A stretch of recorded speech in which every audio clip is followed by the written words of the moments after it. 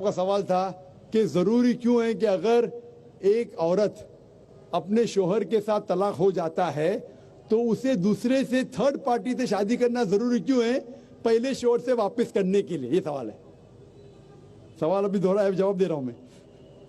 ये लोगों को गलतफहमी है कि अगर मियाँ बीवी का तलाक होता है और अगर वो फिर से शादी करना चाहते हैं, ये गलतफहमी है लोगों की कि उसको तीसरे से शादी करना फर्ज है। कुरान में साफ तौर पे लिखा हुआ है सूरह बकरा में सूरा नंबर 2 आयत नंबर 228 से लेके 242 तक तलाक के पूरा डिटेल दिए गए, किस तरीके से तलाक दिया जाता है। पहले मैंने कहा था कि आपस में समझौता होना चाहिए, नहीं होता है तो गेट एन आर्बिट्रर, एक बड़े को बुलाओ, शोहर की तरफ से बीवी की तरफ से समझौता करो। नहीं होता है तो तलाक बोलने के बाद इद्दत के 3 माह है। कुरान में लिखा सूरह बकरा सूरा नंबर 2 आयत नंबर 228 के 3 माह, 3 महीने, 3 menstrual cycle is the period of इद्दत। 3 महीने के बाद द डिवोर्स इज कंप्लीटेड। लेकिन 3 महीने के दरमियान अगर मियाँ बीवी वापस में रुजू होना चाहते तो हो सकते, तलाक नहीं होता है। लेकिन अगर 3 महीने तक रुजू नहीं होते और अलग हो जाते और 1 साल बाद उन्हें ख्याल आता है अरे हमने गलत किया, हम फिर से शादी करना चाहते, तो कुरान की आयत है सूरह बकरा सूरा नंबर 2 आयत number 232, do not prevent the women from marrying the former husband. आप औरतों को अपने पुराने शोहर से शादी करने से मत रोकिए। तो वो औरत फिर से अपने पहले शोहर से शादी कर सकती है, लेकिन नया निकाह नया मेहर, न्यू मैरिज न्यू मेहर। No no no, what you are saying is a misconception. I come to it. लोग समझते हलाला की जरूरत है, हलाला जैसी कोई चीज कुरान में है नहीं, मैं उसके ऊपर आऊंगा। लेकिन फिर से शादी करने के बाद फिर से इन लोग जिंदगी बसर करते हैं, 3-4 साल बाद फिर से कुछ ना इत्तेफाकी होती है, फिर से तलाक।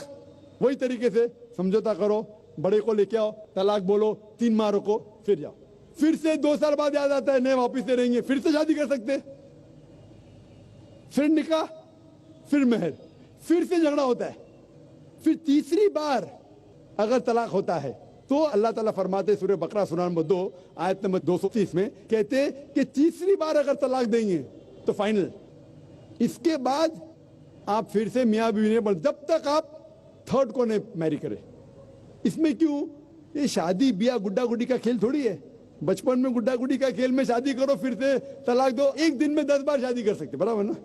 ये जिंदगी गुड्डा गुड्डी का खेल थोड़ी है। 3 महीने लगता है तलाक के लिए, इतना टाइम लगता है। प्राइवेट मीटिंग, फिर बड़े लोग से मीटिंग, फिर 3 माह, फिर जुड़ो प्यार से, एक दूसरे पे कीचड़ में उछालो, फिर शादी करो। मैंने मेरी जिंदगी में किसको भी नहीं देखा जो सही तरीके से तीसरी बार तलाक हुआ, मैं देखा नहीं अभी तक के। 1 बार हुआ देखा होगा, 2 बार, तीसरी बार तो देखा ही नहीं मैं। ये अगर आप गुड्डा गुड्डी का खेल करते तो फिर 1 बार आपने रिजेक्ट किया, 2 बार रिजेक्ट किया, 3rd बार फाइनल, फिर आप दूसरे से शादी करो। आप प्लान नहीं कर सकते, आप दूसरे से शादी करो और रो। और फिर पता लगा आपको मैं पहले शोहर से नाराज थी, सिर्फ दिन में 6 घंटा देते थे, ये नया शोहर तो 2 घंटा देता है, तो पहला वाला अच्छा। नो, दाल आटे का भाव मालूम पड़ेगा। मेरी माँ मुझसे कहती थी मार्केट जाएंगे तो दाल आटे का भाव, दाल और आटे का भाव, आप समझे ना। तो हो सकता है क्या, मालूम पड़ा मैं मेरे शोहर से झगड़ा करती थी, वो बीवी कहेंगी, मालूम पड़ा क्या नया शोहर तो पुराने वाले से बदतर है, आप समझ रहे ना। और फिर अगर नए वाले से डिवोर्स हुआ, सेम तरीका, आपस में समझौता, प्लानिंग नहीं। अगर प्लानिंग करेंगे कि एक रात तुम्हारे साथ सोऊंगा और फिर तलाक देना, ये हराम है, आप समझ रहे ना। ये कुछ लोग करते हैं, मैं जानता हूं मुस्लिम माशरे में, वो हराम करते। प्लानिंग करना, तुम्हारा शोहर बनूंगा, एक रात बाद तलाक दूंगा, फिर तुम शोहर शादी करना, ये हराम है। कुछ लोग करते हैं, गलत करते, कुरान में ऐसा नहीं लिखते। तो अगर तीसरी बार तलाक के बाद या पहली तलाक के बाद भी, पहले बार तलाक दिए, दूसरे से शादी किए, फिर पता लगा सही नहीं, तो वापिस जा सकते, आप समझे ना। तो ये जो है जरूरी है थर्ड पार्टी के पास जाना, अगर 3 बार सही तरीके से तलाक हो तो इस्लाम में इतनी छूट है माशाअल्लाह, और इतना सही मजहब है, it's the most practical way of life.